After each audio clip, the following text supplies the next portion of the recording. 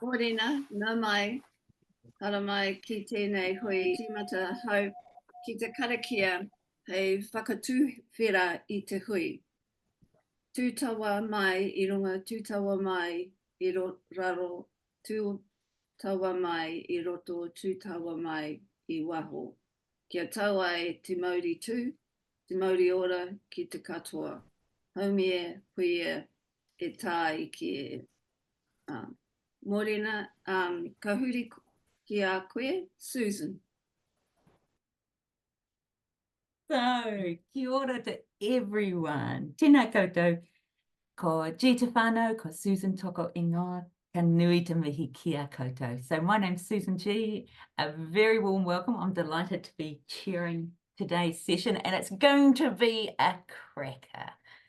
So you may have seen on the invitation the quote, with or without dementia, meaningful activities and meaningful relationships are at the heart of a positive and enjoyable life. That is from one of our speakers, one of the very wise women we have to share with you today. And I think that the turnout that we have today just shows that we all know how important meaningful activities are. I just wanted to start us off with a poem. It comes from Philip Larkin, and it says, "What are days for? Days are where we live. They come and they wake us time and time over. They are to be happy in.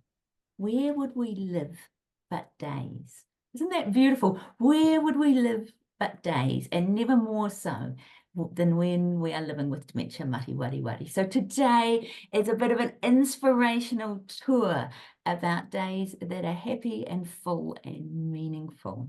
And we're going to be started off with Orquidea.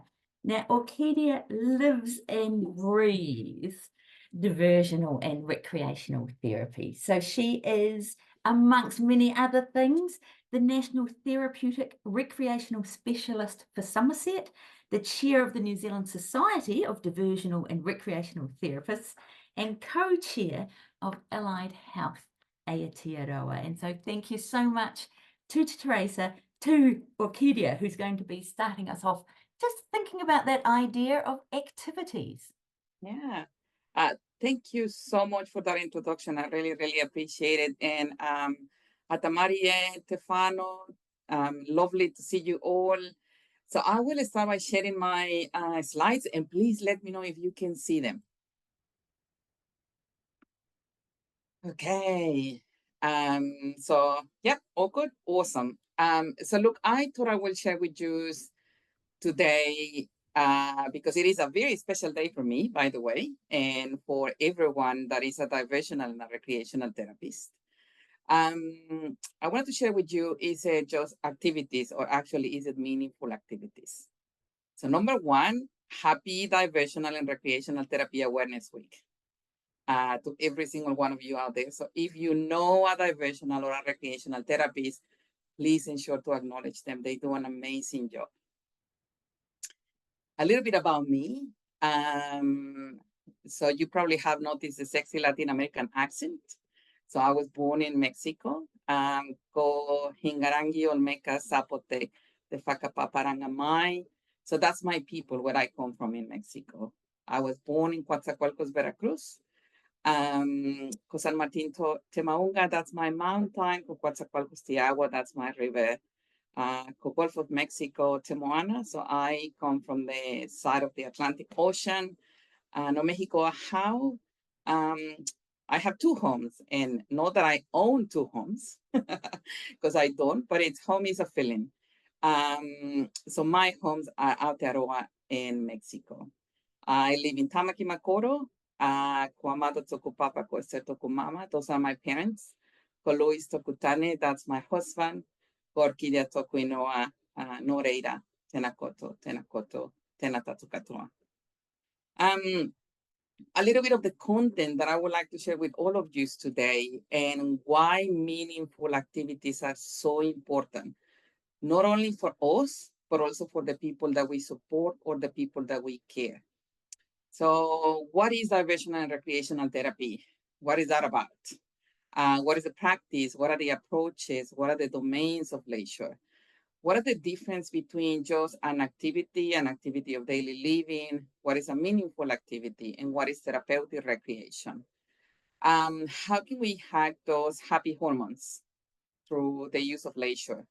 A couple of case studies, and then just some conclusions. So I just would like to ask Susan to keep an eye on me, because otherwise I just keep talking, and I really would like to respect the time that I have been given.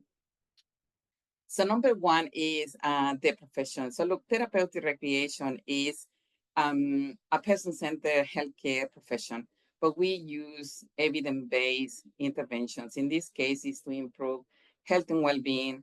And when I say to optimize health, it's not just the fact of someone that is able-bodied. It's across the lifespan. It could be anyone from when we are a child till the day we die. So therapeutic recreation is a process, and we use the API process, which is not exclusive to therapeutic recreation specialists, occupational therapists, physiotherapists. A lot of healthcare professionals use them. However, the difference is that we focus on specific domains of well-being. So we acknowledge that there are clinical needs that are specific to every person. However, my focus is on how am I going to be able to meet those needs from the therapeutic recreation point of view. How am I going to be using specific activities that will be meaningful to the person, that have the power to optimize health and to enhance quality of life? Who is the diversional and the recreational therapist? And look, that's the official name in the country. However, you might find that people call them with different names depending on the organization that they work with. It might be activities coordinator, lifestyle manager. That really depends on the organization. However, a person that is a diversional and a recreational therapist is someone that is qualified and registered, someone that has actually done the training and has a current APC to practice therapeutic recreation. Where do we work? Well, we work in a lot of healthcare places. We work with GPs, registered nurses, psychologists, social workers, PTs, SLTs, music therapists, dance therapists. But the focus that we have is on developing and enhancing those specific well-being domains.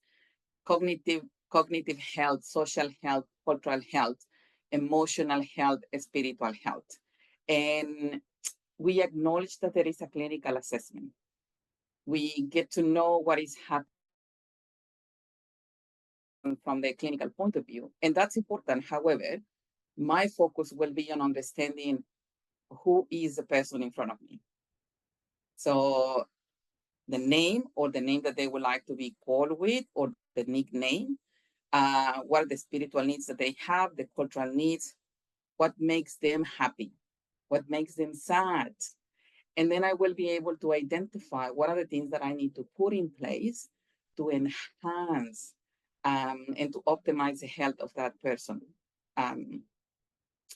So there are 4 different approaches to therapeutic recreation. And look, this is super interesting because every time that I talk to anyone, including a family member, a friend, we do things because we feel good.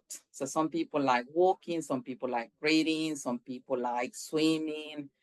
However, it's rarely when I find someone that actually understands why recreation is so important for health and well-being.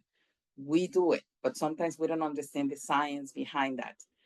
And what I would like to share with all of you today is a little bit of what's that science, so that we understand how to support ourselves better. And this way it's easy to understand how to support the people that we are supporting and caring for on daily basis to practical tips. So the first one is recreation services. And look, those ones are all the services that we can access and the way that we experience leisure and the benefits of leisure. Then we have therapeutic recreation. Now, this one is more focused on specific interventions, okay? For example, supporting someone through the use of a specific leisure abilities to develop coping skills. When we are working with people living with dementia, we use what we call an umbrella or a combined approach. Now, we use recreation as a subjective continuation of enjoyable activities, which is what people call meaningful activities. So what we're doing in here is through the recreation services, we are bringing purposeful engagement and we are bringing change into the life of that person. To do that, we need to understand the person, okay? And then we have what is called the leisure ability approach. Now, this approach is specific. You need to have a proper care plan and a very clear goal, and you need to be part of a multidisciplinary team. A great example is recreational therapists that are working in addiction services. Now, domains of leisure. This is super important because sometimes, like I said, I come across people and everyone likes to do something for fun, okay? But sometimes we actually do not understand what leisure it actually means for us. One, leisure refers to that time that we have where we spend away from everyday responsibilities. So it's not when you are working, it's not when we are doing the cleaning in the house, okay? But it's the time that we have to rest, to relax, and to enjoy life.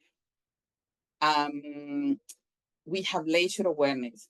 Now, leisure awareness is my personal understanding on how I choose to use or to spend that leisure time, okay? Then we have leisure attitudes. My leisure attitudes are my individual beliefs about the qualities, about the virtues, about characteristics or benefits of leisure. For example, joining a club. I'm going to be developing friendships or I'm going to be renewing my energy. Then we have leisure skills. Leisure skills are those things where we that serve us as a way of socializing, relaxing, unwinding. It might be a specific hobby that you have. Then we have community integration skills. These ones are practical, social, and community living skills that we apply in community settings. How we are able to contribute and to continue to thrive. And then that takes us to community participation. And community participation is when we are referring to the involvement and engagement in various aspects of decision making. So when I am making the choice of going to Zumba class, okay? So I am actually making a choice on doing that. And then we have what is known as cultural and social behaviors. Once again, that has to do with my attitudes, my values, my beliefs, and how, for example, going to Zumba, it's important to me because Zumba involves maybe Latin American music, and that is heavily linked to my own personal values. And then we have interpersonal skills, and those ones are the skills that we use on a daily basis that are required so that we can effectively communicate with each other. These ones are all the domains of leisure, and we use them on a daily basis. However, sometimes we don't really stop to think about, how this is impacting my health and my well-being. What is what? Okay, because sometimes we get confused. And sometimes I have heard people saying, come on, let's go and do an activity. Remember, an activity can be meaningful or it can be meaningless. Okay, so we have to be, I suppose, language is quite powerful. And sometimes we just have to be mindful on how we use it. So an activity is anything that we do. Reading a book, showering, waking up, stretching, everything that we do. An activity of daily living, which is which have a very strong focus in care environments, normally involve things about, looking after ourselves or caring for someone else, providing someone with a shower or supporting someone to eat their meal during the day. And then you have that special domain, which is the meaningful activity, where we can make any activity into something that is meaningful for the person. This one is an individual process. This one is not a blanket approach, okay? And the last one is the therapeutic recreation intervention. This one is, once again, specific to the person. So when people will say, oh, this person seems to be, quite lonely, they look depressed. And if they actually do have a diagnosis, then maybe they might need a specific interventions that need to be measured. It might be 1 week, 3 months, 6 months, a whole year, so that you can review, and then you need to have a specific objectives as part of that. So we need to understand what is what. Now, I'm going to ask you a few questions, and I would like you to put your answers on the chat if you want to, okay? What recreational activities do you enjoy doing on your own? What are some things that you really enjoy doing on your own that you don't want anyone around you when you are doing that? Reading, gardening, baking, puzzles, baking, cooking. Yeah, fantastic. Okay, next question. What recreational activities do you enjoy doing with someone else? Dancing, karaoke, barbecues, sing along, shopping, going on vacation, exercise. Fantastic. Now, what are recreational activities you would like to try? Things that probably you haven't been courageous enough to get out there and do it. Salsa, bungee jumping, pottery, playing golf, skydiving, Zumba dancing, racing, Pilates, climbing Mount Everest. Okay, yeah, awesome. Awesome. Now, the next one is, so what are recreational activities you would like to get back into? So those things that probably you used to do a lot and then life happens. And now you are like, probably not, I'm too old for that, or probably I shouldn't be doing that any longer. What are those things that you would like to get back into? Oh, martial arts, badminton, going to disco, fishing, volleyball, singing, playing the violin, boxing. Amazing. That's awesome. Now, how many times do we actually think about this in this way? That's a question for use. Yeah. But just the fact of thinking about this is giving us a smile in the face. And I am not making this up. This is linked to positive psychology. Sometimes it's just the fact about thinking of something that we have done that has brought us a lot of happiness. We want to repeat that behavior again. Okay? So thank you so much for sharing that. I really do appreciate it. Now, research. There is a lot of research out there that actually talks about why engaging in meaningful or significant activities or recreation or purposeful engagement is good for our well-being. But the most important one for me is that recreation is actually a human right. And we forget about that. And particularly when we are working with people living with dementia, or if we're supporting a family member or a friend that is living with dementia, there is this assumption that they might not be able to do anything else any longer, or they do not have the ability to enjoy things any longer. The truth is that is the why. And we do have a big challenge, for example, if we are a family member, because we are always seeking for the person that we knew before the diagnosis of dementia. But there are many different ways on how we can continue to support them. How many of you have come across this, or would you have even said this in the past? Time flies when you are having fun. Do we think that that's true? It is, isn't it? And look, and this is once again, this is linked to what is happening in our beautiful brains, okay? So when we have this unexpectedly release or boost of dopamine, which is a happy hormone that we are releasing, what is happening in there when we're having so much fun, we think that the time is going faster because we all have this subjective sense of time. So when we are having fun and we say time flies when you're having fun, in this case, time is growing faster than time itself. So that's the perception that we have. So that short amount of time actually seems longer than what they are. Yeah.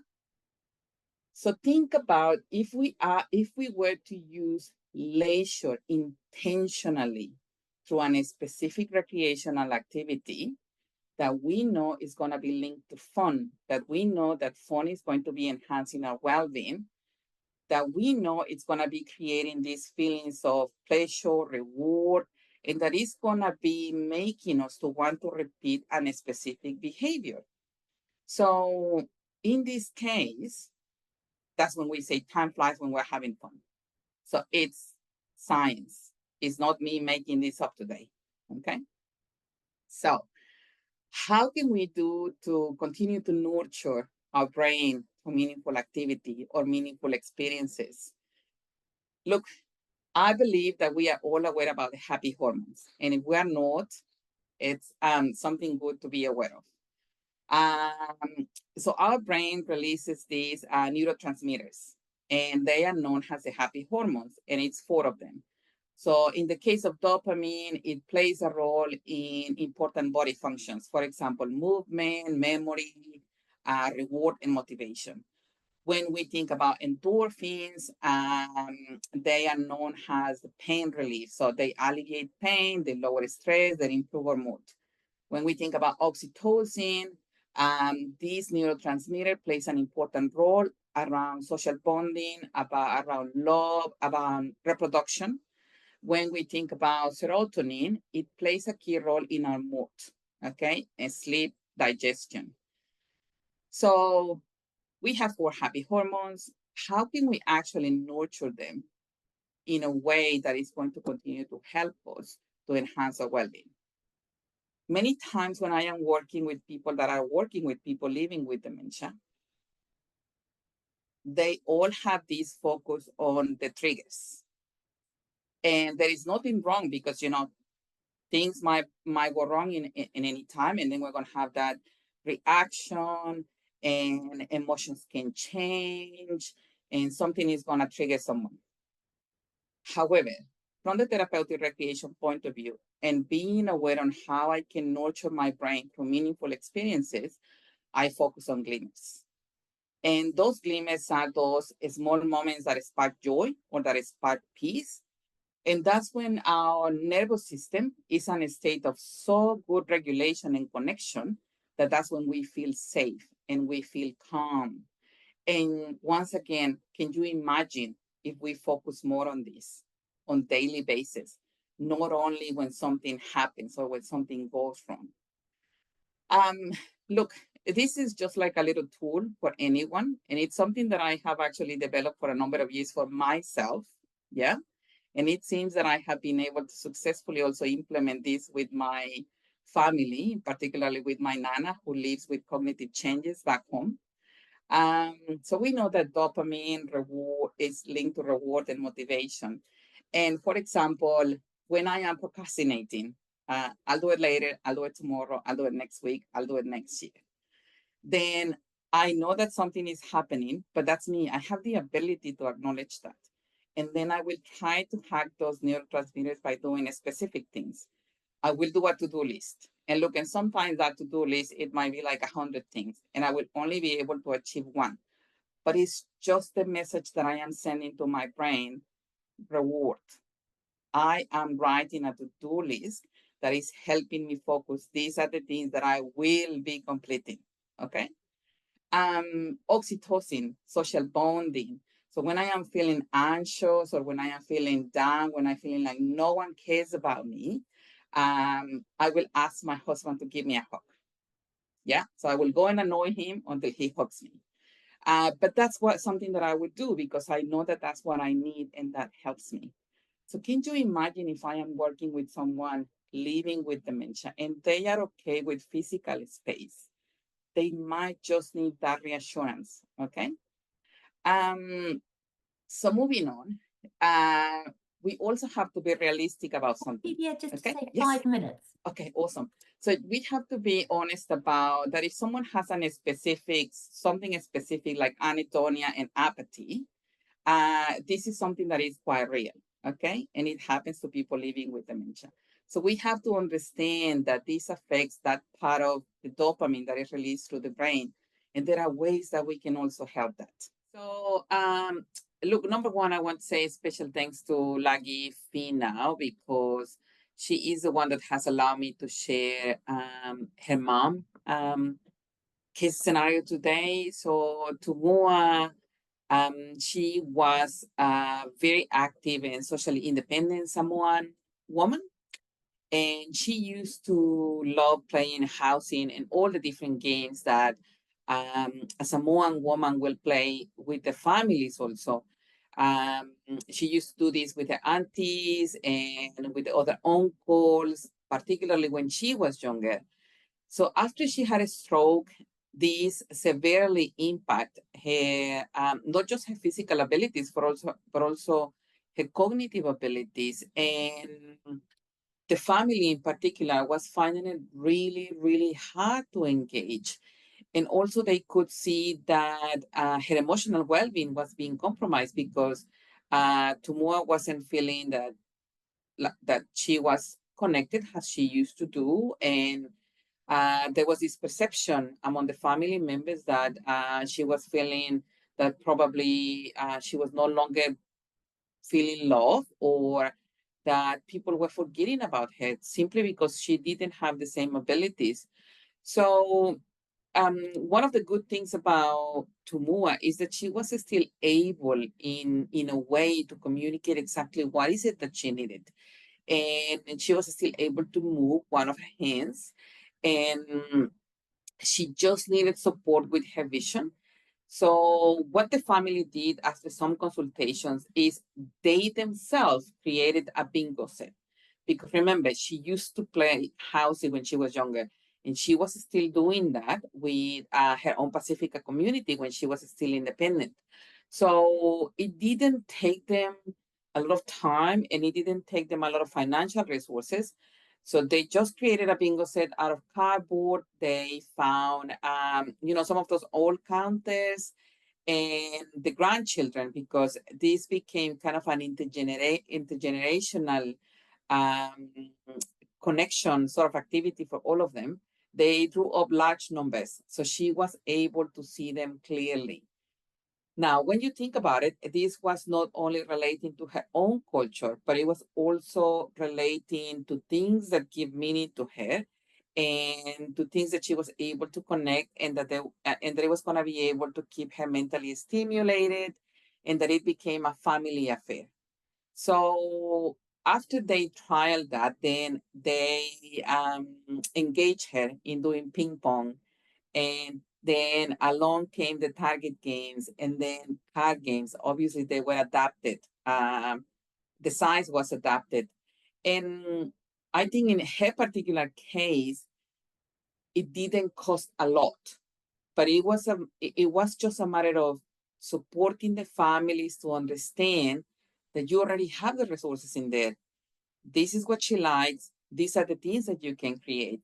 And it truly facilitated meaning and connection, basically until the day she died. And the family were obviously very grateful that they didn't need to have expensive resources just to be able to continue to engage her in meaningful things, not only for her, but that help to bring the family all together. So that's one of the case scenarios. The second one is about Lisa.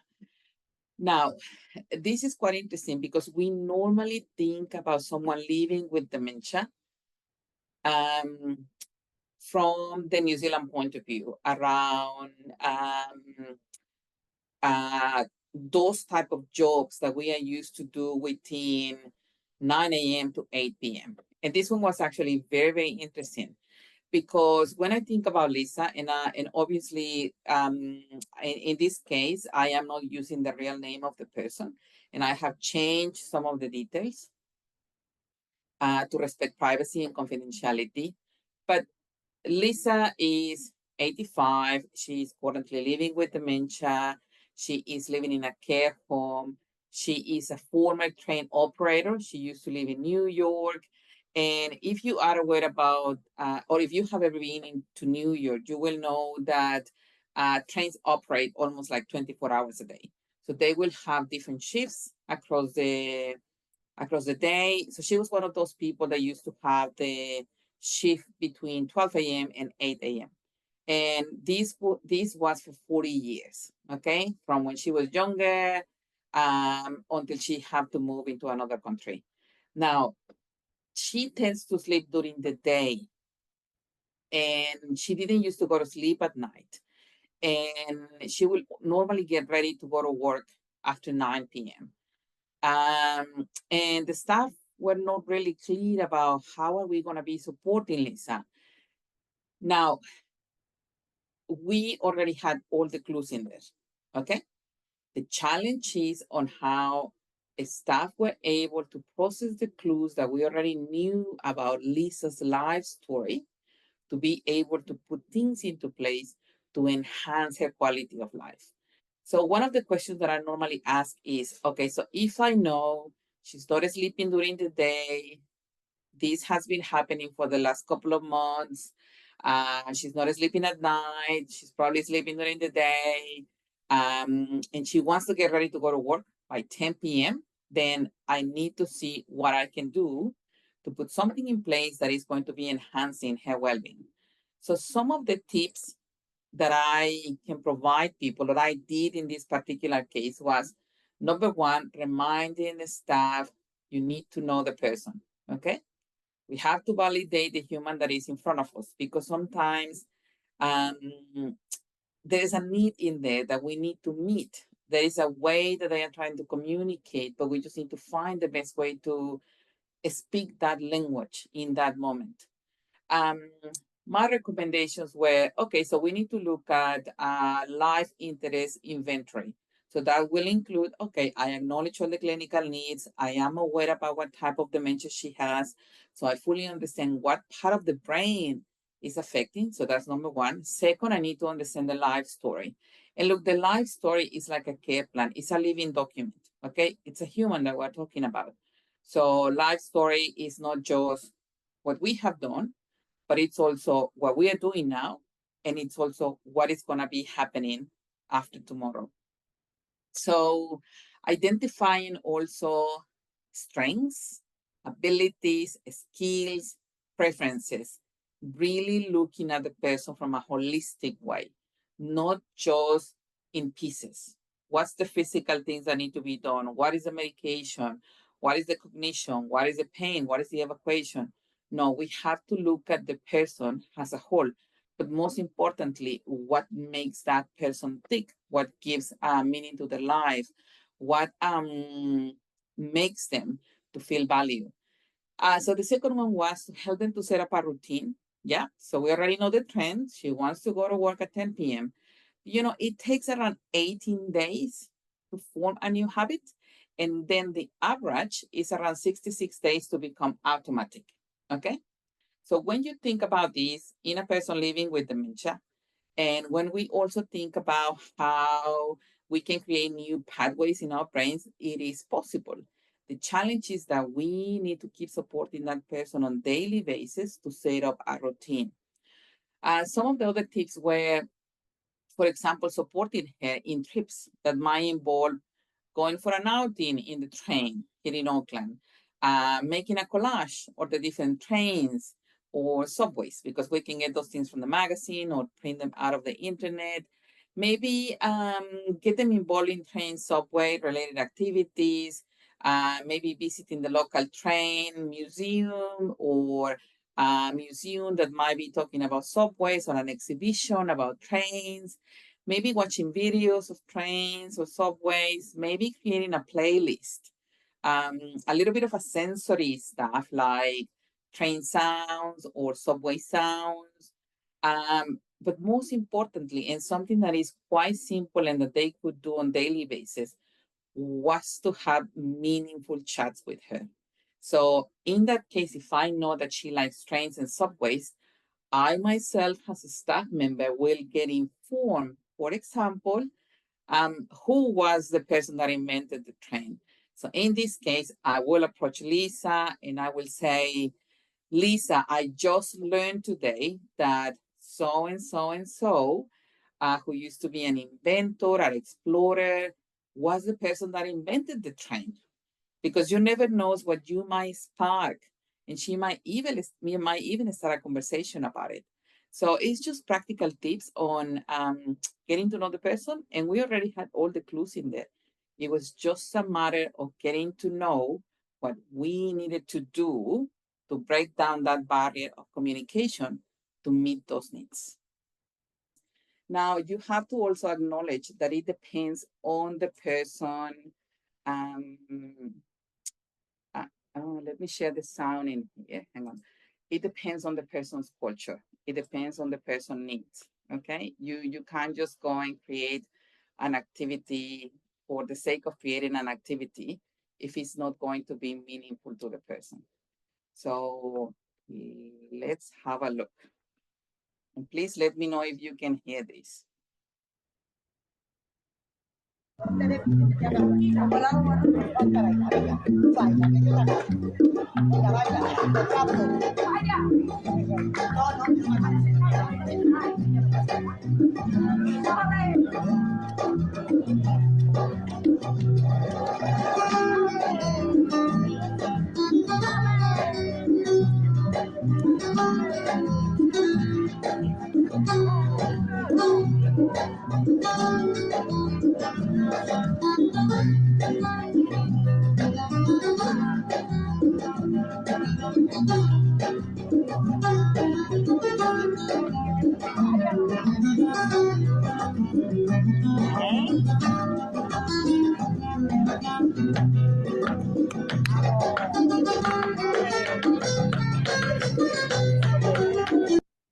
Excellent. So do you get to see the passion in there? Yeah. And then the last one are some simple things for people working in care homes that they can also utilize.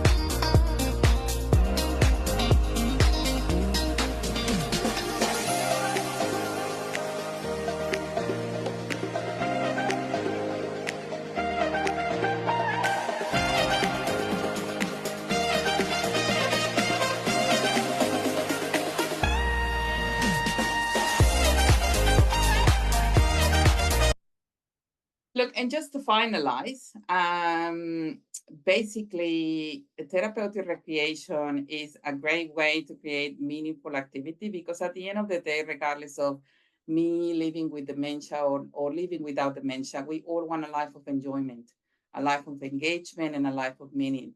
And when we know the why, and now you know the why is it so important to engage people in meaningful activity? The how it's easy. It's super, super easy. There are a few resources in there available. I'm pretty sure you will be able to see them when you get the recording.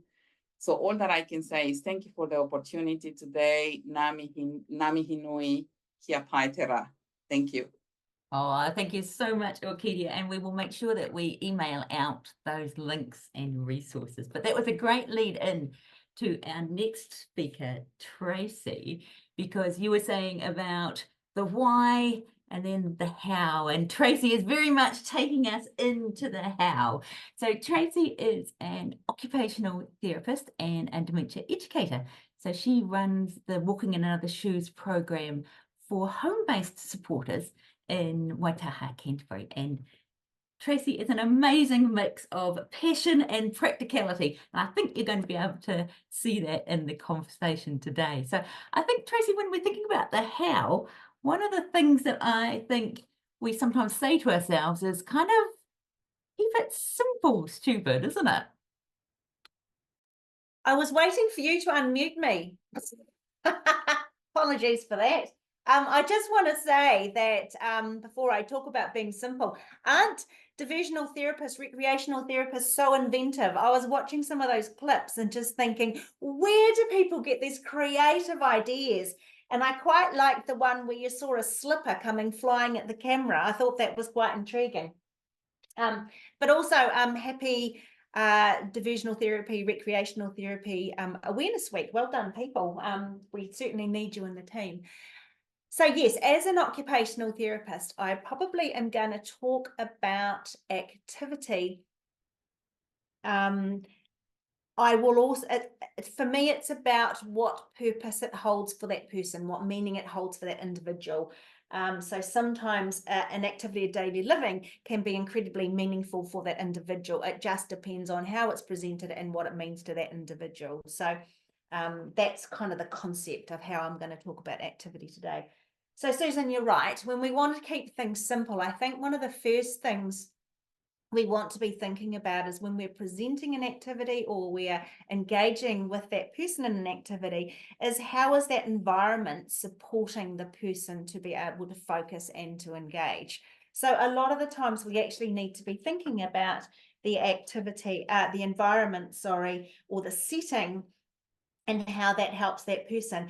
And I really like that concept of make visible the things that we want a person to engage with visible, and make the things that we don't need that person to be engaging with less visible.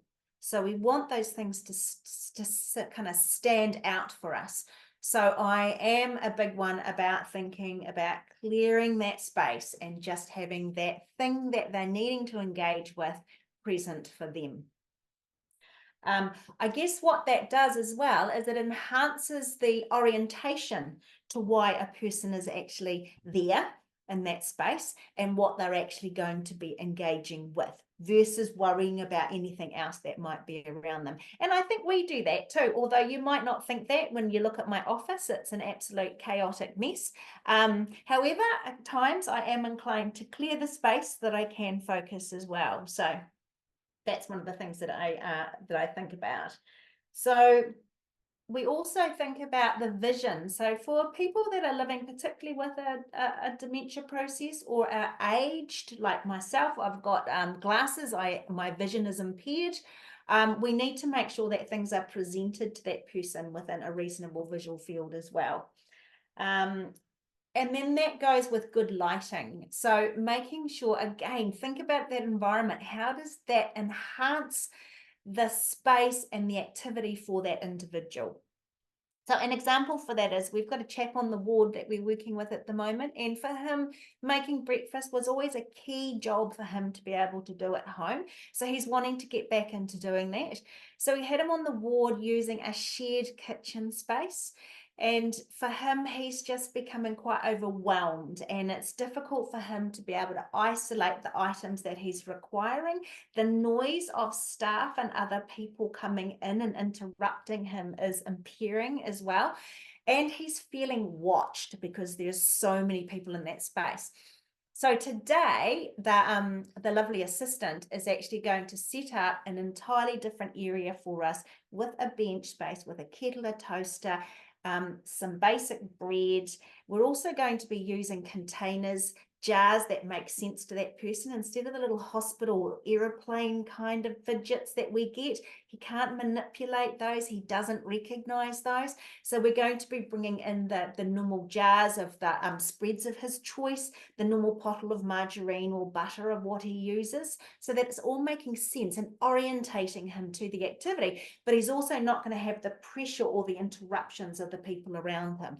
So that's kind of setting up the environment for that person. And I guess when you think about some of the games that the people were playing in that last clip that Orquidea showed us, which were amazing, that scene was kind of set up because they were in a lovely circle or a half circle, and it was pretty obvious what they were actually going to be focusing on. So again, they've set up that environment to help people focus and be aware of why am I here today? What am I actually doing? Which is really really important, I think. Does that make sense? Yes, Susan? Yes, nice, good. Okay. I guess the other thing is that we want to simplify the activity for the individual. So how do we determine what are the bits that, and like Ocquidea said, the strengths, what are the strengths that this person's actually got? What are the parts of the activity that they can actually engage in? And make sure that we're reducing the steps down so that it's not overwhelming. So, for example, we wouldn't expect someone necessarily to go to a wardrobe and to be able to pick out the right garment for that day, understanding what the weather is, understanding what the social event is. If I can't recall all of that, then that's going to make it really complex for me. So I might reduce that down to maybe a couple of choices or an area where they get to choose from versus that whole big area and environment. If we've got someone that is having difficulty itemizing, so they might determine, you might find someone that's got 6 pairs of trousers on and they've forgotten their underpants. So you might actually help them by pre-picking for them if they're okay with that. So they've got, again, one set of each thing and then putting it into order for them so that they, when they take the thing up on the thing that's on top, that's the thing that goes on first. So it's just thinking about how do we support that person, break that task down to enable them to do at least a part of that. And even if it's just the pulling the trousers up, even if it's just putting an arm in, it's about allowing that person to be engaged and participating in that activity with them. Just checking my notes. Sometimes when I think about the breaking of an activity down, it might be simply how we instruct a person, and that might be we model it for that person. So they might not be able to understand put the shirt on, but we might be able to go like that, and it shows that person that we're popping their jersey on. So it's just figuring out how we're actually going to tweak that down. We want to make sure that we allow as much as possible reasonable time. If we're actually wanting that person to engage in some part in that activity, then we need to make sure that we've got a bit of time. So I know people say to me, we don't have a lot of time to support that person to get dressed. Well, you know, that's okay because we have to be realistic. Sorry, I just wasn't quite sure what that said on the screen. Oh, and I can see myself. We want to make sure that maybe what they don't do is they don't have to dress their whole body, but they might really enjoy being able to put their shoes on. And that's the part or the component that you're focusing on for that individual. So it's just making sure that we allow some space to let that person be a part of that process. Look, a lot of the things we want to do is we want to consider what is the expected outcome. So instead of having an activity, for example, a game, like a bananagrams game, we may not expect that the person's going to be able to do it perfectly and follow the rules. That's not something that we need to. We need to think about what are the standards for this person? What is it that we're actually wanting? What do they want to get from it? And like Ocquidea said, it's about engagement. So what does that look like for that person? Are they in their corner snoring? Well, that's probably not engaging. But if they're there just watching you, that could be passive engagement, and that's engagement in itself. Or they might be quite intently peering at what you're doing, or they might be reaching out to be a part of that. They may, instead of being able to spell a whole word, they might copy what you've done, or they might just be able to pick all the letter B's out, or they might be able to, if you said to them, oh, have you had any pets in the past? And they go, oh, I've had a dog. They might be able to spell the word dog. So it's just being able to determine what is it that that person can do from that activity. My best part is actually to see if someone's quite helpful and they might want to pack it all away from me. That's always a bonus. So it just depends on how you present it and what are the actual components of that activity that that person wants to be engaged with. It might be, because we're thinking about infection control these days, we can throw all of these bits. If you haven't seen bananagrams, they're fantastic. They're like Scrabble. But we can throw all these bits into a wash basin with soapy water, and some people just love the feel of actually squishing them around and getting them clean. And that is a fantastic opportunity for that person if that's what they enjoy. The other one we want to look at is how do we enhance participation? So how do we keep that person focused? What is it that we need to do to enable them to be present and to stay present? And it might be just the things that we do to keep that person with us. And it might be just when they go to wander off, we might encourage them with a bit of touch. Orquidea mentioned about the hugging, and a lot of people, we can just get their attention by giving them a gentle touch, and it might bring their focus back down.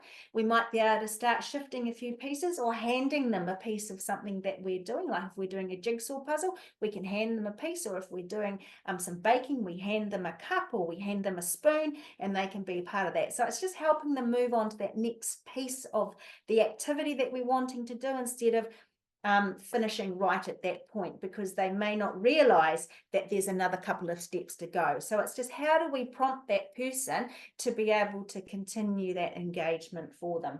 The other thing that we want to be doing is thinking about our language and the communication that we're using, that actually that's encouraging that person to keep going at it. Gosh, that looks really pretty. I love the way that you're doing that. But I know that you do this, but just a reminder that we want to make sure that we are using adult language. I do occasionally see people using language that's a little bit childlike as such, and that can actually turn some people off from doing that. So it's just making sure that we use that. Gosh, that's amazing. I love the way that you're doing that, versus, oh, that's just gorgeous, which is probably how I would talk to my dog, but maybe because I love my dog, but we wouldn't necessarily do that with the people that we're supporting. So it is just about, how do we encourage that engagement that we're doing with the nodding and the smile, the participating, join in and do what actually is required for that person to stay there. The other thing is that what we do want to do is we want to make sure that we're monitoring for frustration. So if the person has either lost interest, then we want to maybe introduce something different. If the person is struggling with a component, I mean, I'm an occupational therapist, so I'm all for people giving it a go. But if you can start to see that level of frustration, then it's actually important that you leap in and give them a bit of a hand or tweak it for them so that they can actually do it. So, you know, if they're trying to put their shoes on then 3 times and then their frustration level might be a little bit too much, so give the shoe a bit of a hoik and help them on with it. And again, it comes down to choosing the time of the day that's best for that person, not best for us. So when is that person going to be at their best? That chap that's on the ward that's making breakfast. Luckily, it is breakfast that he wants to make, because once he hits lunchtime, his brain is so tired that that's not a good time for us to be thinking about focusing on any activities for him. So he becomes more in a sensory space at that point. What else can we use? And the other thing, I think a big thing is, Susan and the team is thinking about strategies for yourself. When we're trying to introduce activities for people, be okay with it, be relaxed. It doesn't always work and the person may not want to engage, and that is cool as well. So it is about, how do you look after yourself? So be really proud that you're giving things a go. Try anything. And I'm certainly somebody that will try things, like we've got some very colorful beads, and I might just chuck some things in on the table or hand them to a person, and then I'm observing to see what it is that they're actually doing with them, and are they interested in that item that we're giving them. But I'm not kind of pressurizing myself that there needs to be a set target for that person, because if we're pressured, then how can we truly be present with that person? And I think that that's a massive component of when you're trying to engage somebody in an activity, is being really present with that person. So be kind of relaxed, take some deep breaths for yourself, enjoy it yourself, because you can sell it by actually just enjoying it, and reminding yourself that you're doing an amazing job, and you are there to enhance people with the activities that they're doing. So you are our biggest tool that we've got, if you know what I mean. So the other thing I want to show you is what we've got is a sensory sleeve here. So there's a few bits and bobs. Something like this is going to be for the person for a person that's actually more of a sensory mode. So we've got someone at the moment that's going around picking and plucking things or scratching themselves. And so we can use a sensory sleeve that actually just allows that person to actually have something to pick and pluck, but that's actually not causing them any sensory or skin discomfort or harm, but it's actually giving them something that's nice and bright, and something to touch and feel and engage with versus maybe just trying to find something. As human beings, we're not designed to not have stimulation, if you know what I mean. So that's why they use kind of white environments for torture, where they put people into a space and there's absolutely no stimulation. So our brains are not designed to do that. That's when you start to find people having interesting reactions and responses around. And that's because they are seeking sensory input. So it really does depend on what you've got around to support that person. Anything will actually engage. Susan says to me, utilize the movements that that person is actually doing. And I was talking to some family members the other day, and I said, you know how some people, you know, if they've got that ability where they're just using repetitive movements, then maybe change that up into an activity. So for example, if someone's normally been an outdoorsy, crafty kind of person or a woods person, then maybe getting them to do some sanding, maybe getting them to polish some shoes, but using that repetitive action that that person's doing. And the family said, oh my God, yes, because he sits there and he just constantly does this on the chair. So what he's doing is he's actually giving himself some sensory input. And the family are now thinking about how they can use that movement, but give him an actual thing and a purposeful activity to do. So thank you, Susan. That was very useful. I think that's about me, Susan. Anything else? Were you going to say anything more about, I think that you've talked a little bit about using strengths, but about finding out about the things that have been lifelong interests and adapting them? So I guess that's thinking about, like Ocquidea was talking about. It was very good having you there, Ocquidea. And it is about understanding who that person is beforehand. So what were their interests beforehand and how to tweak that? I guess, Susan, we talked about the pillars of health. And that's a nice way for me to think about it. So we've got the 6 pillars of health. Now, if one of the ones is eat smart, and I guess if we've got somebody that used to be a baker or a cooker, someone that did a lot of cooking or baking in the house, you can adapt that by, it doesn't really matter how much a person can or is needing support with. So we can start with a person following a really basic recipe. They can be just part of the preparation for the food, right down to the point of actually being able to just look through recipe books is actually really useful. So you can kind of tweak the parts that a person's actually engaged in, knowing that if you are someone that's enjoyed being around food, then we can still engage that person within that process. And I'm someone that says, if particularly if we're wanting to encourage appetites, because we do know that sometimes the appetite can decrease and diminish for people. But when I think about some of the spaces that people in, if they're not engaged with any kind of meal prep, they're not getting any of that preparatory work. So it's really nice to use the cookbooks or the magazines to actually help that person be engaged, get them washing potatoes, get them peeling potatoes, get them, part of that baking, stirring, whatever it is that they're actually able to do, that they can still be a component or be part of that process. Is that what you were asking, Susan? That's great. Cool. And then when we think about, like, I'm such a moving person, like I really am someone that needs to move. I have to move. So if I go into a rest home facility and if I do get dementia, I'm going to be that person that will be moving furniture around the place because I know for myself, I need lots of heavy load. So for me, you're going to have to get out there and do some physical stuff for me. Give me a wheelbarrow to push. Give me even a balloon bashing. It doesn't actually matter.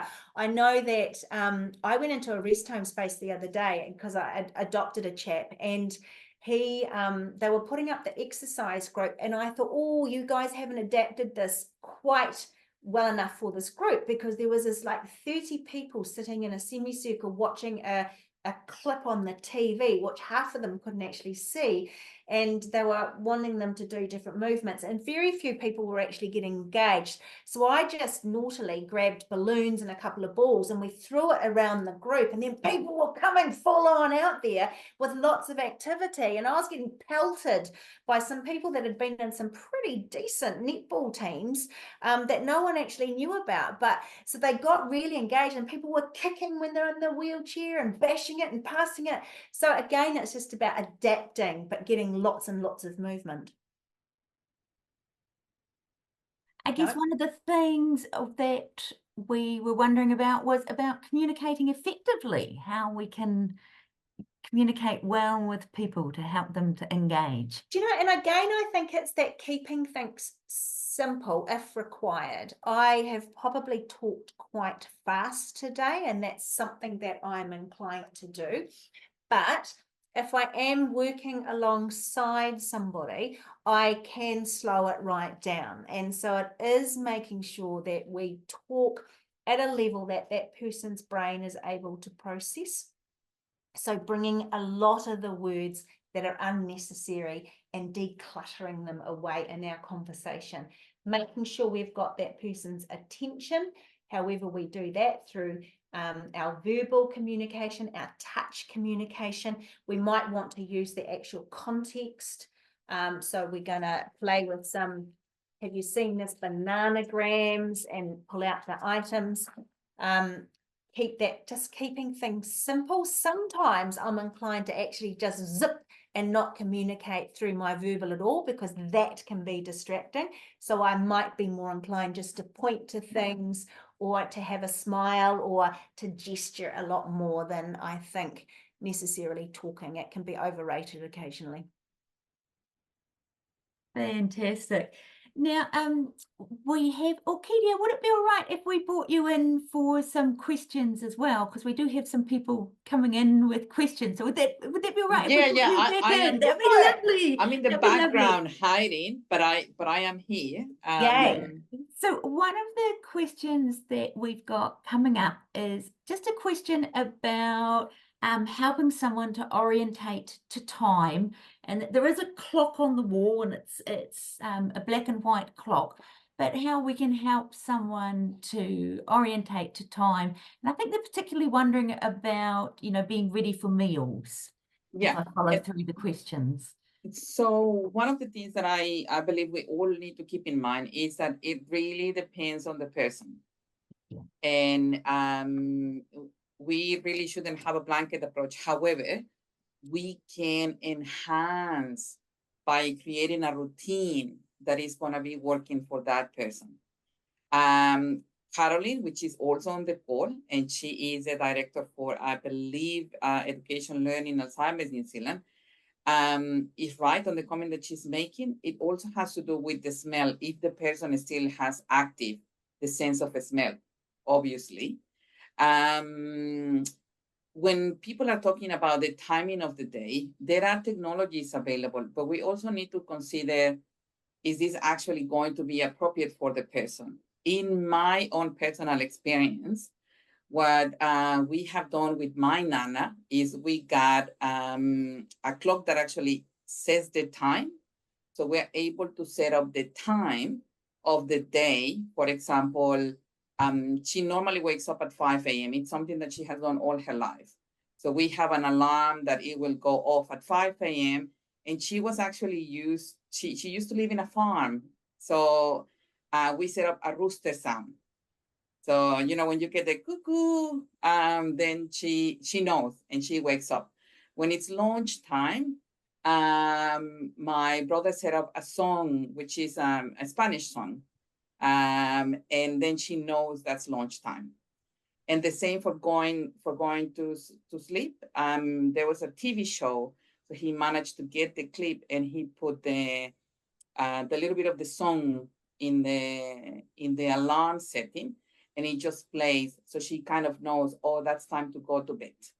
So I think we really have to be smart on how we are personalizing things. A lot of the time, it has to be with the approach of people.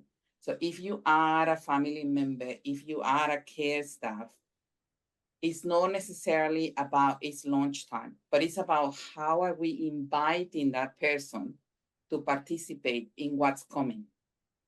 So it might be lunch, but maybe if I support the person to walk past where they can smell the food, where we're actually inviting them, hey, have you ever tried this meal? We can actually make it a dining experience on a daily basis. So I think that would be my my advice based on my personal and professional experiences. Beautiful. I think that it fits in beautifully with that concept of how do you set up the environment to help prepare that person. And you're right, it's about the sounds and the smells and the cues and the people and the invites and the way that you set it up. And of course, that's going to be different depending if they're in a shared space or in an independent space. But I love that concept. I've always thought about shared spaces. If you could just have a bread maker or a slow cooker that kind of has those smells just wafting, that helps to cue people. And it's kind of like that whole, you know, if no one wants to eat toast, but by crikey, everybody smells toast and you start getting hungry, you know, you might not even want to eat it, but it just reminds you food is coming. And I know that one group that we had in one of the rest home spaces, they actually had a bit of a game that they played only about 15 minutes before lunchtime. And it was just, they'd throw a ball and say, and they'd bring up a theme like pies, and what was your favorite flavor of pie, and what, you know, and everybody went around the room and they came up with these. But it's just that concept of thinking and talking food is useful. But you're right, if someone's independently at home, I love that concept of the rooster and the song, anything that cues that person in, or even if it's a prayer or, you know, whatever ritual that person is used to having, that is a reminder of, oh, this is what that event, it's about how do we use the environment to orientate the person to what's actually happening around them. And I love your idea, Orquidea, of it's about that invite, you know, how do we also invite that person to be part of that process? That is fantastic. So much in there. Now, one of the things that is coming up, Carolyn, you've got a couple of comments that you've been making in the chat, and I was wondering if you'd like to just come in. This most intriguing thing has come in from Carolyn Bartle saying an ode to eating. So Carolyn, would you like to just come into the Ode to us. Come an ode to us. Come an ode to us, indeed. Hello, everybody. Hi. Now, it won the Dementia Design Awards about, I don't know, 6 or 7 years ago. I'm not sure how accessible it is, but I used to cart it round on my training events with me, and you put different food smells in there, and obviously it tells the brain that it's time to eat, because normally there's this process that happens before we eat, and so it really improves appetite. I'm not sure if it's available in New Zealand, but I thought it was a really good idea at the time. And the other thing I've just discovered recently by accident is I was looking at some research from way back where they were using songs to help tap into people's procedural memory to help them to remember to do specific activities. And I sent a poem to my brother through my family chat, and he sent it back to me as a song. I was so impressed. So there's a technology now that you can use to create songs. So I thought, wouldn't it be great if we could try this to help people to remember to do things, to remember to take their medication? I don't know, maybe it's worth a try because it's something that's accessible. Yeah. Oh, Carolyn, you always come in with just something new and amazing. I do. I have read somewhere that orange essence or lemon, that citrusy, because what if like Orquidea said, if you've got the sense of smell, if you yourself just peel an orange or a lemon and smell it, your mouth will start to water, and it's sort of that preparatory work for wanting to eat. So it's a nice way to think about food. So we tried using orange essence in water as a pre-lunch thing, and people were using warmed up flannels that had been dipped into this to wash face and hands, which was a nice refresher for moving in. So that was a hygiene thing as well as a smell and sensory process. That's fantastic. Now, also in the comments, there's a wee bit of a conversation going on, and I think sparked very much Orquidea by the way that you brought in the role of culture as being so much of someone's identity, and a very powerful thing to be bringing in when we're thinking about what makes things meaningful. And there's a bit of a conversation going on, and I know we have a couple of people here from Aotearoa, and Pacifica provider, a very rare Yes. and precious thing. And I was just wondering if they'd like to come in and say something about some of what they're finding about working with bringing in the culture when Yes. they're working in this area. Definitely. I think that was it you, Tuakoi? I think we might have Haya and Rufo, maybe? Yeah. Yes, I'll give the opportunity. Kia ora tātou. I'll give the opportunity to Aotearoa representative here in order to respond before I make a comment. Takoi, are you here? Sorry to put you on the spot, but you just had such lovely comments in there. I thought, well, you might like to just share. Sorry, I just thought it would help at the moment. I think I'll be talking on behalf of the Aotearoa. I'll let our team is all in here, so I'll let them pitch in when they want. But basically, we're dementia navigators. So we just started a year ago. Our job is to be able to contact our people, so we're Tongans, and our job is to be able to obtain the people that have not been diagnosed with dementia and be able to act as advocates and navigators to lead them through the process of being able to be diagnosed with dementia if they're actually showing signs and symptoms of dementia. So that's basically what our job is, and we're planning to be able to widen out to the other Pacific cultures like Samoan, Fijians, and so on and so forth. So yeah. Thank you so much. Tuakoi, did you have anything that you wanted to add? I can see you hovering. I think Paya have touched a lot of our services.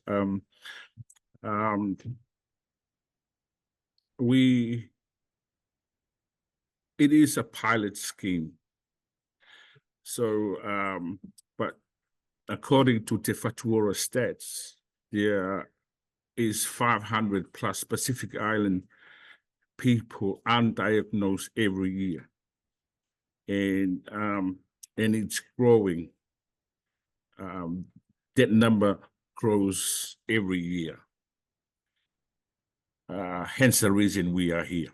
Yeah. And would you say that you have anything to say about that, the idea that, you know, being meaningful, being able to tap into your own culture is a very special thing to be able to do as people progress with dementia? Absolutely. And there are barriers, for instance, stigmatization, you know, that we come across, and we're trying so hard, vigorously to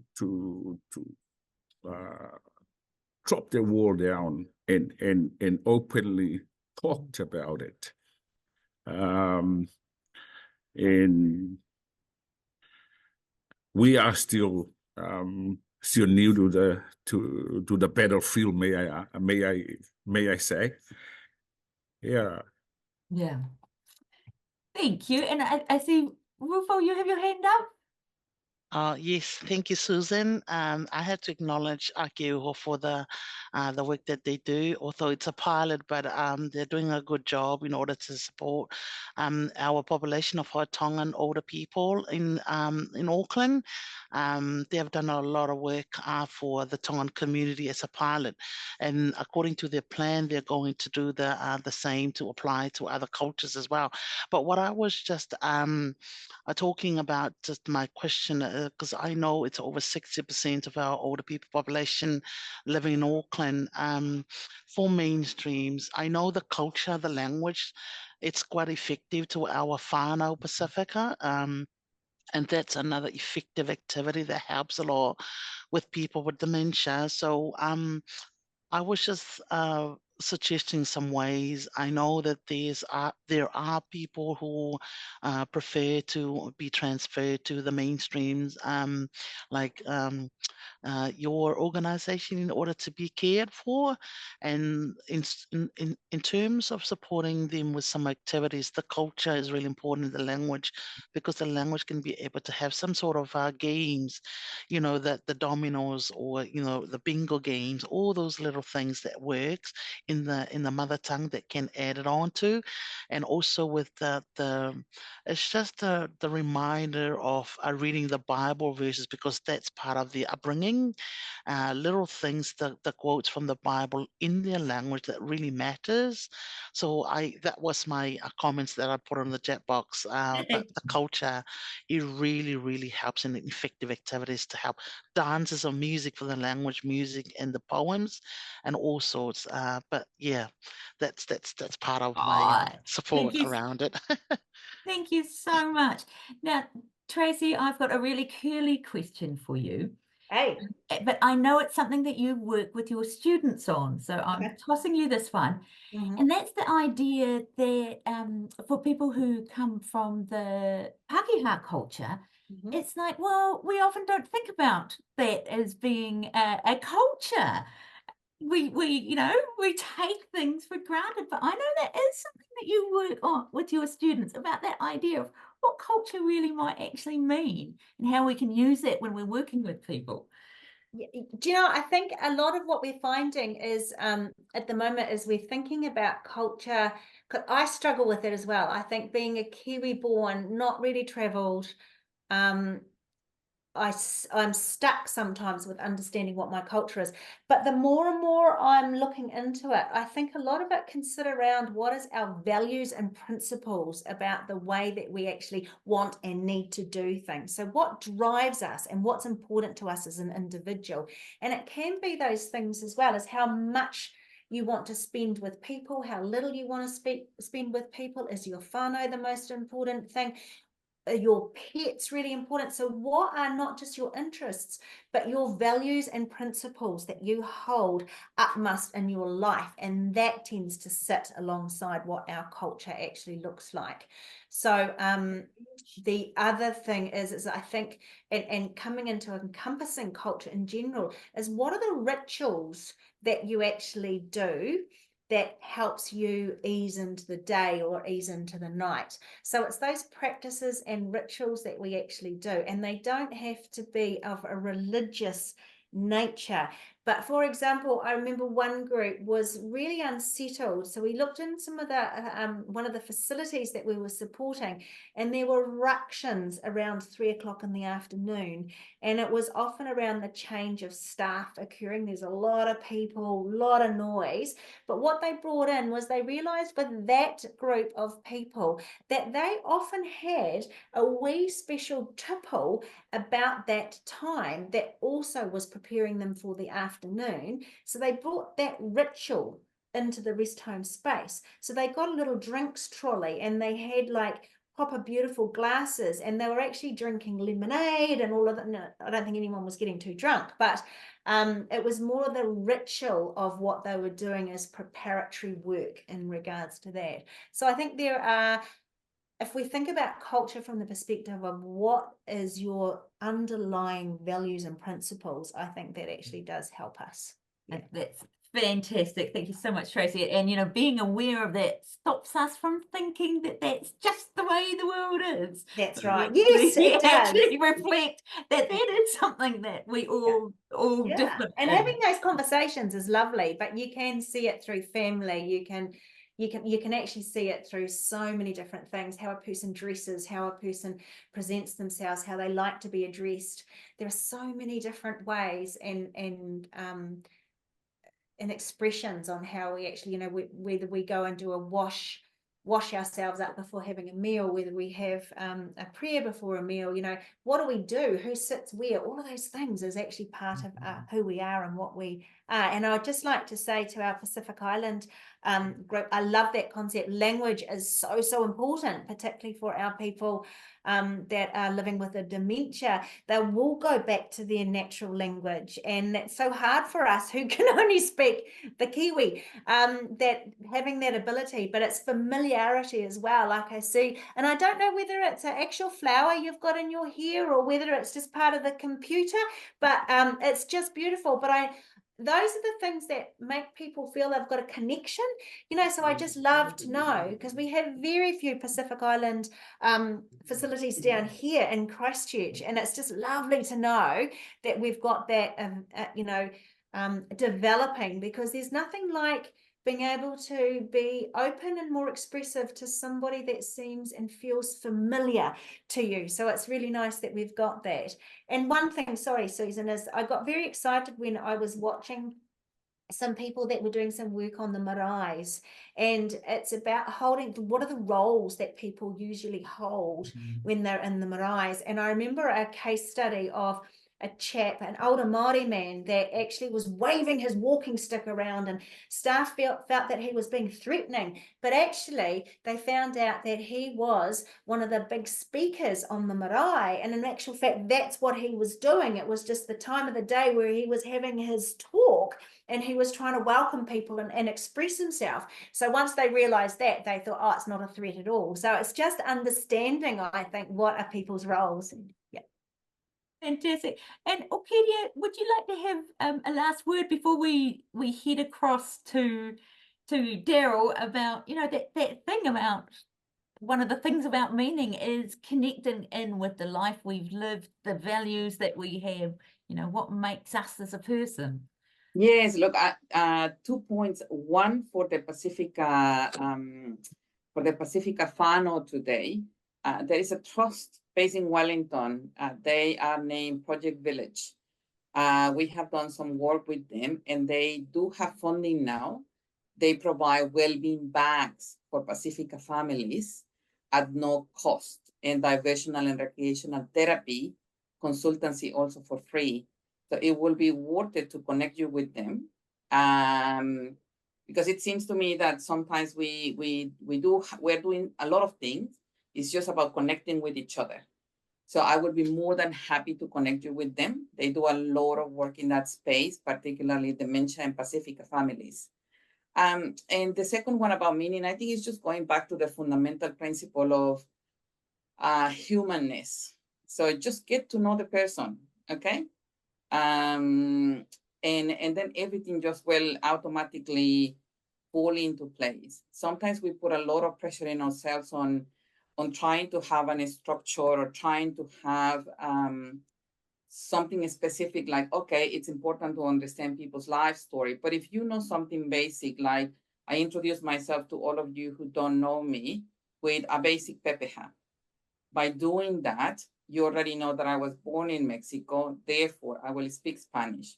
So when I grow old, if I happen to develop dementia, if I happen to go back to speaking Spanish, and if you know that I am someone that appreciates a hug or a kiss on the cheek, that will make me happy. So I think if you just go to the basics of what's important for that person, acknowledging who they have been, acknowledging who they are at this point in time, validating the human in front of you, and preparing for what is yet to come, you already have the answers and you will know how to do it. And I thank you so much for starting with a poem today, Susan, because I do love poetry, particularly romanticism, Spanish poetry. We love that. And if you have a loved one who is unable to verbalize any longer what they want, but if you know they used to love poetry, just read it to them. That's what I do on the phone with my nana. If you know that there is a specific song, it doesn't have to be complicated. It can be quite simple. It's just that sometimes we overthink it. Just go back to the basics. We're humans. It's all about connections. Thank you. Thank you so much. So we're going to turn now to Daryl.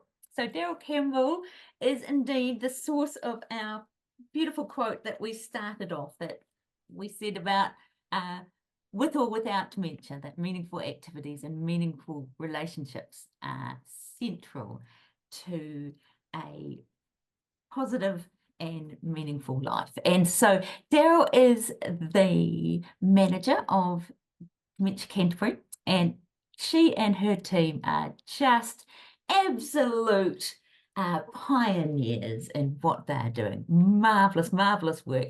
And so Daryl's going to be joining us to reflect on that idea of, you know, meaning and meaningful activities. So thank you, Susan. Kia ora koutou, ko Daryl Campbell, tauko wanoa, ko Ototahi and Otupoti o Kutupuna, ki te noho aki Ototahi. Good morning, everybody. Very nice to join you and great to have this opportunity to talk about what is a very important part of providing support and care for dementia and whānau. Activities are at the heart of everything we do as humans. And in dementia, living with dementia, it's often an area that doesn't get personalised. So around 2013, in post-earthquake Christchurch, where isolation was a major issue for many of us, but particularly for our people living in the community with matawariwari, we started to think about how we could develop activities that were meaningful for people. And the way that we went about that was to think about partnering with our community, that we didn't have to create opportunities. We wanted to create environments within our existing community organisations for people living with matawariwari to access and have their needs met. So we asked people with matawariwari what they wanted and how they felt about activity and meaning in their lives. And the feedback was extraordinary.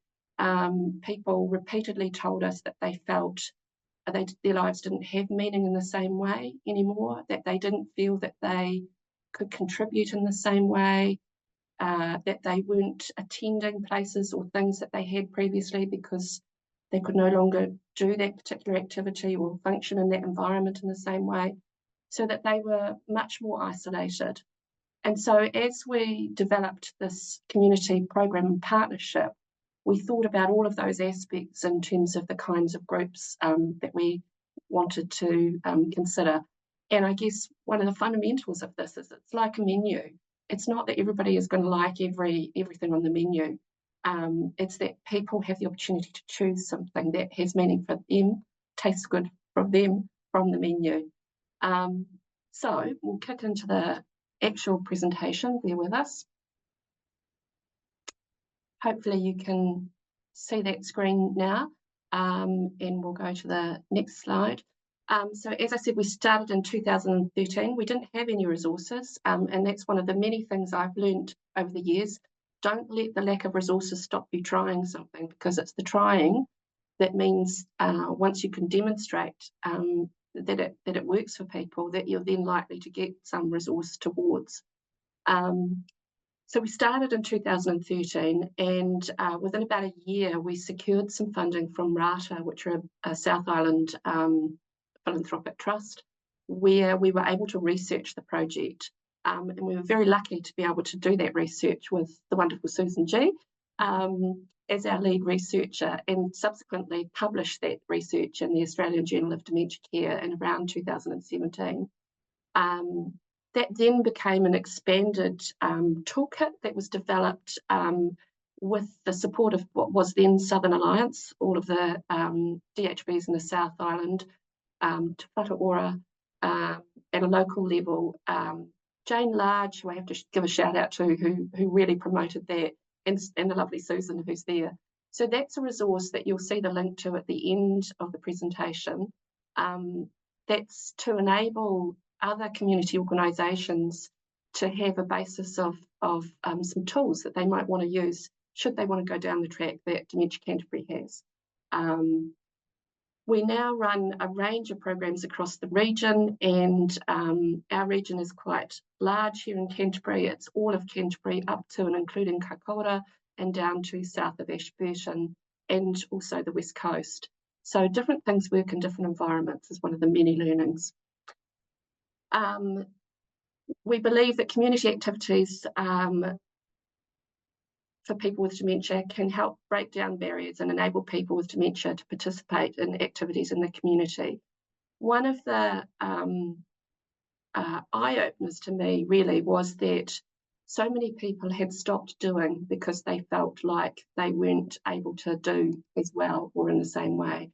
And so the ethos of this partnership is that there are no rights or wrongs within the group. People participate as little or as much as they feel able to, and that it's about not whether people remember what they did at the last group that they attended, but they remember how they feel. They remember that it was something that was meaningful, that they had fun, that it was uplifting, and that that feeling lasts beyond the memory of the group. Here is the toolkit. And again, as I say, you can access that if you wish, and the information for that will be at the end of the presentation. Susan's quoted that, so I won't go over that again. We'll move on. What do activities do? You know, meaningful activities give people hope and they maximise quality of life. If all of us tomorrow didn't have access to the things that we find give us hope and maximise our quality of life, what would our quality of life become? If we stop, you know, being able to feel good about interaction, what would that do to all of us? So the programs are very much based around social connection and social stimulation and a sense of purpose.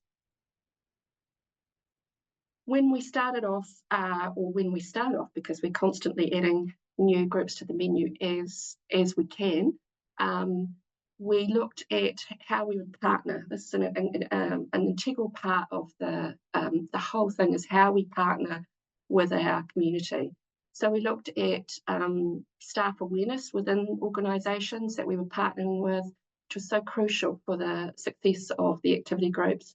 What training and interaction staff needed and how we could deliver that and vice versa, and what were the broader benefits that the activities groups provided being based in community environments. It's been a fantastic spin-off that it provides respite for a care partner or whānau, but also care partners can attend or whānau can attend activities equally.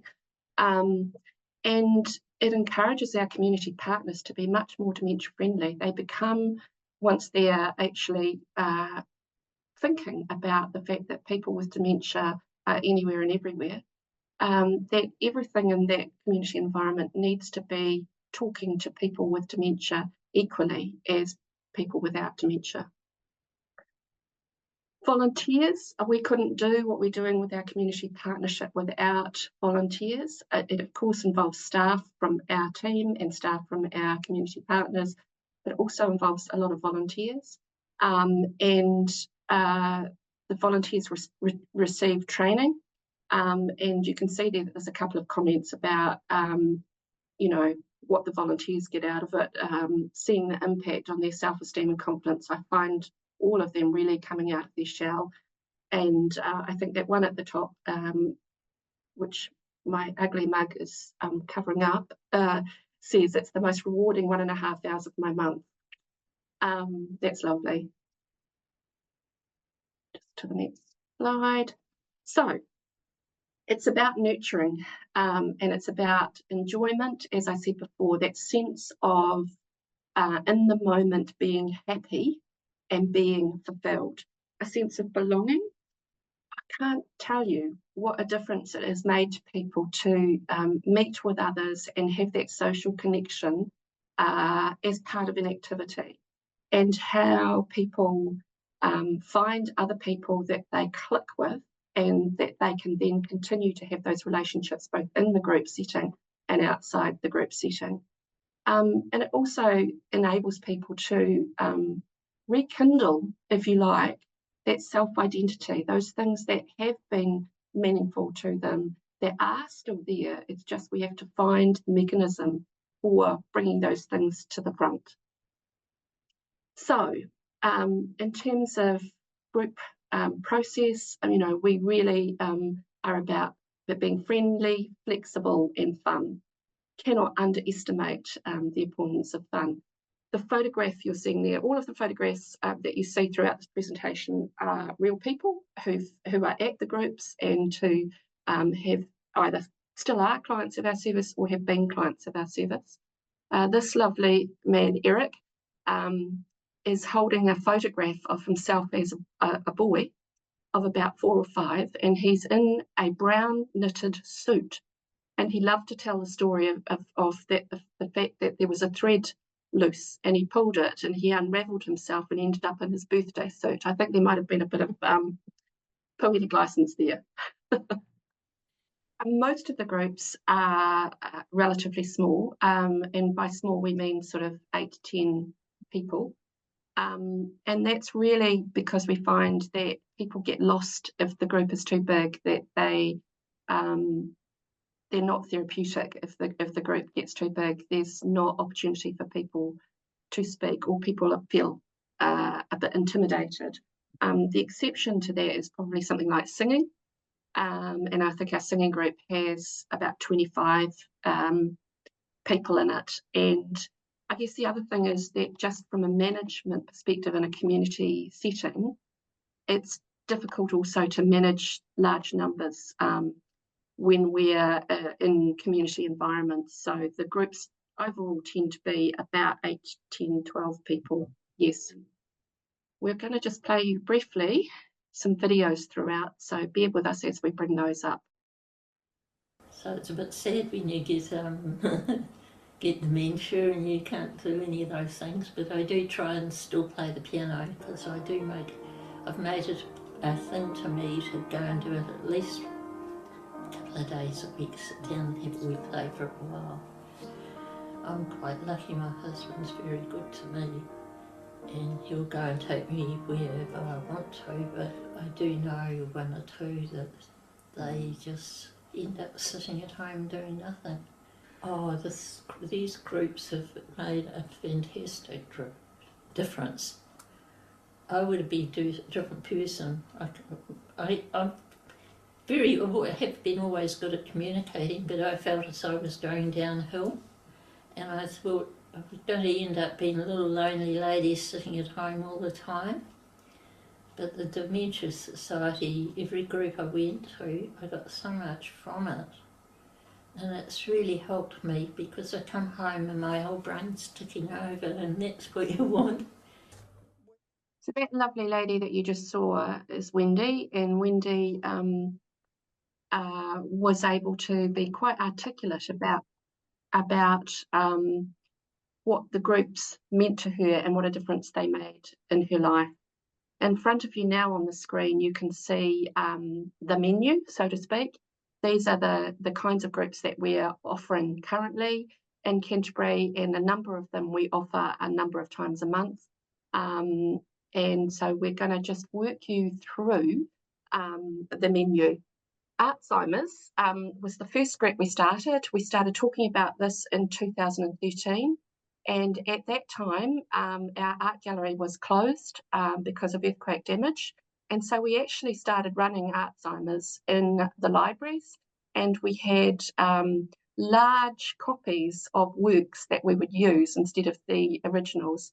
Then when we were able to, we moved back into the gallery space and we run Alzheimer's, which is essentially art appreciation for people with dementia, within the gallery space. So they're in a public gallery, the public can walk through equally, and they sit in front of an artwork and they have a narrative about the artwork that's presented by one of the guides, and then they engage in discussion. And here's the lovely Lana, who's going to tell us a little bit about Alzheimer's. Well, first of all, I'd like to tell you how I got involved with Dementia Canterbury. It was during the earthquakes when the gallery was shut, and we were looking at different ways of engaging the public. And one of the things that we thought about, one of the groups we didn't engage with very much were seniors. So we decided, let's see what we can do. And I happened to see a documentary about MoMA, and it's Meet Me at MoMA, and that was a program for dementia. People with dementia, and I was just in an art gallery, and I was so blown away by it actually, and I thought this is something that we could do here, and so I approached Dementia Canterbury and had a series of meetings with Daryl Campbell, the director, the manager, and we sort of sat down and over coffee we talked through it and how it would work and all the practicalities, and we decided we'd give it a go. So we did that, but before that, of course, we had to train the people who were going to be leading these art appreciation series, and so Dementia Canterbury provided us with training. So we chose volunteers, and volunteers volunteered themselves as well, who were particularly interested in working with older people. And we went along to Dementia Canterbury, where the educators and the social workers actually did virtually, I think it was almost a whole day's training with us. And then I also did trained them as well in terms of presentations, type of artworks that would be suitable, and and sort of how to deal with the unexpected. But in the event, it just seems like we ended up treating the people who come along to the Alzheimer's sessions almost as normal. The only thing probably we had to do was to slow down a little bit and wait for responses. Okay, so the next video we're going to show you is, apart from Alzheimer's, which we run a couple of times a month at Christchurch Art Gallery, we also run it at Ashburton Art Gallery. But in the art gallery, there is a therapeutic space for art making. And so we use the art gallery therapeutic space to run art making groups. And there's a natural progression if people have been coming to Alzheimer's, sometimes for a year or two, that as dementia impacts on language and Alzheimer's is a little bit more difficult to follow conversations, art making can actually be something that's a better option and a more meaningful option. So the video that you're going to see is actually in the art making room, and it's just a session where they're using autumn and leaves as the theme for the art making.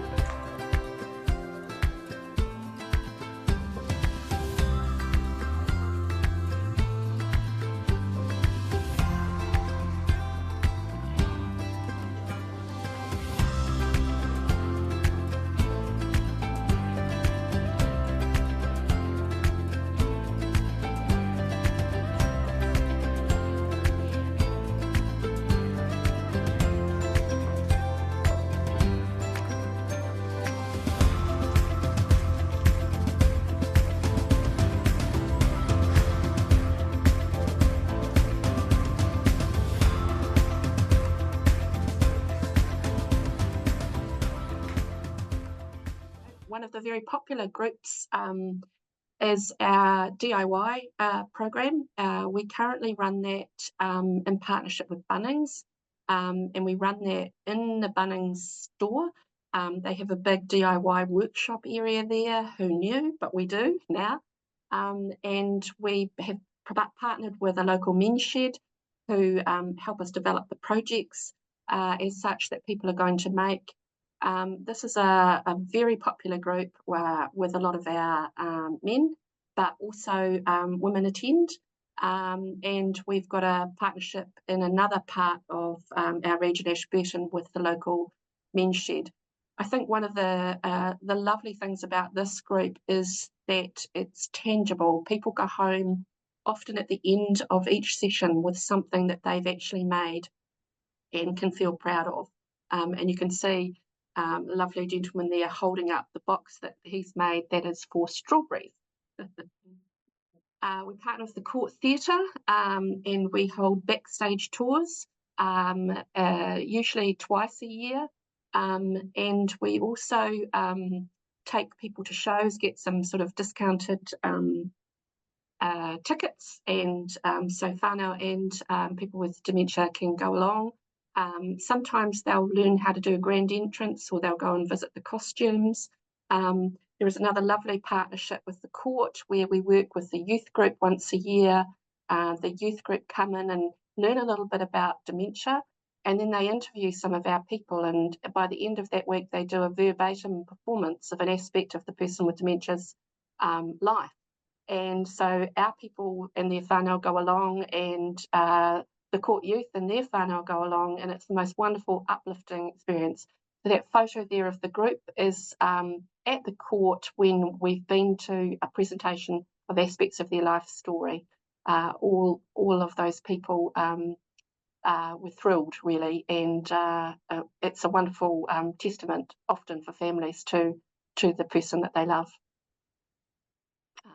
We partner once a year with the Symphony Orchestra, and this is in the beautiful new build, I should say, piano centre in Christchurch, which is for music.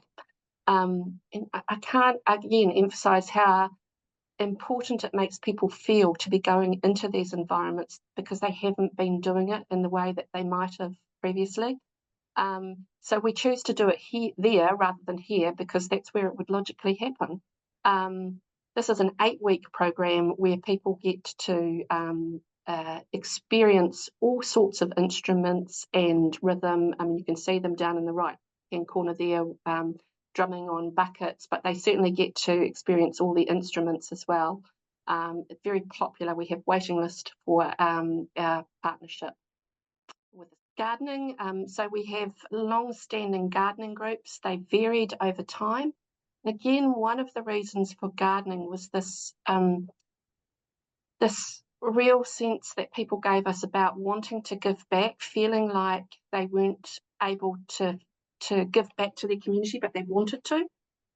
So we've had a couple of community gardens that we've partnered with to do community gardening, but our longest standing relationship is with the botanical gardens, where our people go and garden and really feel like they're giving back to a place that many of them know well if they've grown up and lived in Ōtautahi. This is the guided botanical gardens tour. So it's in the botanical gardens, but it's actually a tour guide, a garden tour guide, for want of a better phrase, that takes them through the gardens on a tour, giving them a history of something that's relevant in the gardens. Could be a tree, could be a plant, it could be anything in the gardens. And this is a lovely group where quite often care partners will also walk and be involved. And I think we've got a video. We might go to the next one though, I think, because Yeah. it's the life stories, which is great too. So Life Stories is another group that is a partnership with the libraries. We have some significant partnerships with our libraries, and 3 to 4 times a year we run a series of 7 groups each series about working with the person with matawariwari to develop their life story. And here we have Sally, who's going to talk a little bit about her experience. The life story has been a real marvellous for me. That's the most special thing of all. But we went to the library and we were diagnosed, we were given one person who came and sat with us. So I'd get information and some photos and things like that, and we went right through it. And then when we came to the end, we sort of we went back and we had this final session going through the book we've got. And then was a wee break, and then they had a big special day where they present us all with these books, and that's my book, my life story. Mum did her life story and I was Mum's support person, which was the most fascinating thing because I realised how much Mum remembered about her life growing up and living in Ashburton and all of that sort of thing. And the stories, the little pointers that they gave you for the starters would start a conversation. And of course I knew a lot of the stuff over the years and we could remember funny things that happened and all of that sort of thing. And Mum loves the book. We actually had it made into a proper book. And it's got photos of the family, photos of all the generations in it, and she loves talking about it and showing it to people. She's so proud of it. Yeah. So those sorts of things. And the staff are so lovely, all of them. They're so wonderful because they just get it. You don't need to worry about anything. They've dealt with it all before. It's an everyday thing to them. They don't think, you know, they must think sometimes, goodness me, because it is hard work at times. But the staff are just so lovely. The first one that I went to at the library, they were talking about old school days, and the girls at the library dressed up in gym frocks, and it was just so lovely because actually it took people right back. That was the trigger that actually took them back to the days when they were talking about, remember when getting the milk when it was all curdled and horrible, and all of those sorts of things that they all talked about from their school days. And the memories, I mean, I love taking Mum back to where she grew up because she remembers who lived on the street and so much about her life. She can just recall it in an instant, whereas something that happened yesterday or earlier today, she will have no memory of it at all. We do a monthly group with the museum, and anybody who lives in Ōtautahi will know that our museum is actually closed for 5 years for a massive refurbishment. So we used to do it in the museum, and now we're doing it in a variety of spaces that the museum is using. And this is a very popular group, and they present a different aspect of something that's in the museum every session. Next chapter groups, we've been running these since 2014, and we run these throughout libraries in Christchurch. I think we've partnered with 3 libraries in Christchurch, 2 on the West Coast, 1 in Ashburton. And these are groups that are themed around a topic using all of the resources that the library holds to discuss the topic. And have people engage around the topic. And so that can be poems, short stories. Most libraries have the most fantastic photographic archives, for example, that they will pull up as part of the topic. They will bring food that's part of the topic. They will dress as part of the topic, and there'll be some items that people can hand around and touch that are part of the topic. These are, again, very popular groups, and even though we're doing them in quite a range of libraries, we'd love to do them more. And most of these groups happen every fortnight within the same library. Thank you. Mind and Movement. This is a group that we run that is based on a program that came out of the UK called Love to Move. And it's dementia specific. It's morphed into something that's more of a fit in New Zealand culture. because the Love to Move program had very set music, but it basically is around seated and rhythmic movement. It's a lot of fun. It's incredibly popular, actually, and we do run that here on site because we have a studio that we can run it in. Involves some of those ball skills that people were talking about before, a lot of rhythmic clapping, stamping, a lot of music, and a lot of laughter. It's a very popular group. Next slide.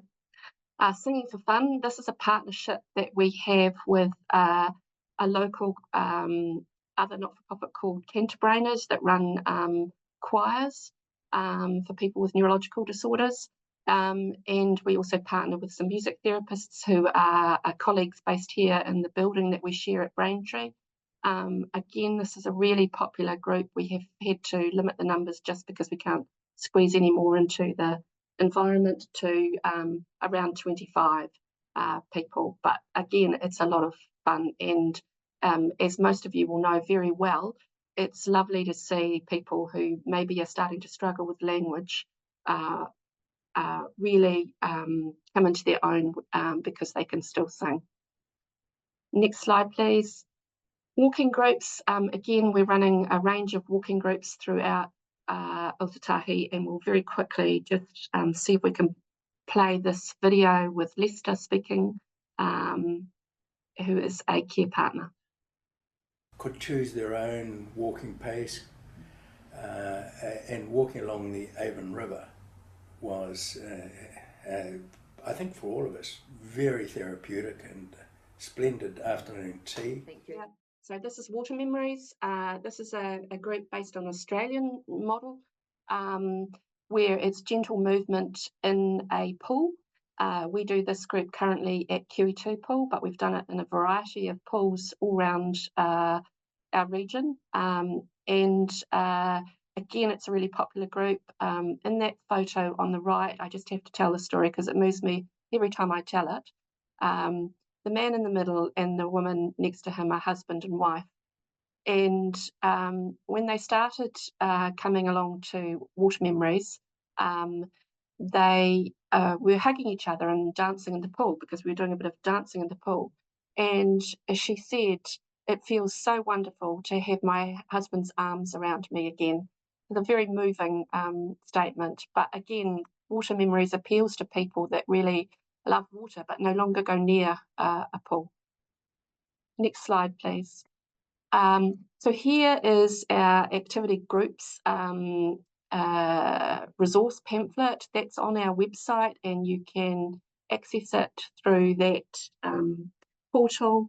And in the next slide, I think you will have the link to the toolkit. So the toolkit has a lot more information, and if anybody is out there thinking about developing community partnerships, we'd say absolutely go for it. No money changes hands. What changes hands, I guess, is information and passion and people, and that's what makes them really good. In this slide that you can see on the right, that's in the art gallery at Ashburton, with a smaller group looking at an artwork with the botanical gardens on the left. So we are very passionate about supporting other organisations and groups to consider partnering with what's already existing in the community, and providing opportunities for people with dementia to re-engage with community and with community environments, but to have their needs met within those environments. So if anybody wants to talk to us about that at any point, please feel free to be in touch. Thank you. Thank you so much, Daryl. It's just awesome. It really, really is awesome. And I know that in the comments there have been people, you know, sharing links and wanting it in their place. So it's, you know, certainly so inspiring. And thank you for battling through the technology. So look, we're just coming up to time, but I'm just going to see if we have anybody that would like to ask Daryl maybe just one question before we head on in, if you'd like to add there's just people saying thank you so much, so much, so rich. If there's anybody who'd like to ask a question, otherwise we'll just say a huge thank you to everyone. We will be sharing all the links that people have been talking about, and we'll send those out to everyone, because I know there's been a lot of things that people want to get their hands on, and we will make sure that we do that. So I'm going to hand over to Teresa to just finish us up with a karakia. It's been great. Ko ako ahau ngā mea nui ki tēnei hui. I've learned a huge amount at this hui. Pai rawe. Great. Kia mutu ahau I tēnei hui I te karakia. Kia whakairia te tapu, kia wātia ai te ara, kia turuki whakataha ai, kia turuki whakataha ai, haumia huia tāi ki e.